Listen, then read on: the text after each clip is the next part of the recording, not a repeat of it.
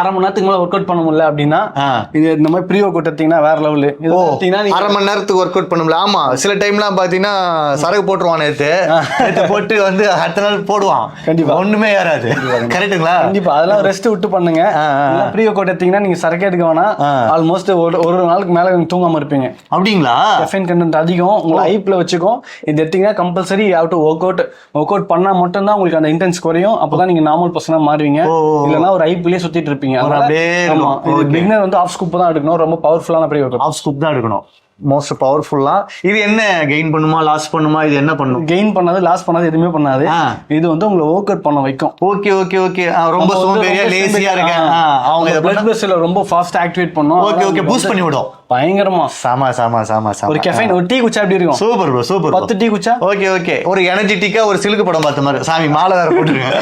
கரெக்டா? அந்த மாதிரி தான். கரெக்ட்டுங்களா? பர்சனலா வந்து நம்மளுக்கு ஒரு பிடிக்கும் படம், மூவியா பிடிக்கும், இந்த மாதிரி பிடிக்கும். சூப்பரா நீங்க ஜிம் போறவங்களுக்கு சொல்ல பார்த்தா ஃப்ரீயா லெக் ஒர்க் அவுட் போட்டு நீங்க ஆயா உட்கார்ந்து இப்படி இப்படி நடக்க முடியாம போகும்போது இது ஒரு ஃபீல் இருக்கு ப்ரோ. அது ஜாலியா இருக்கும்.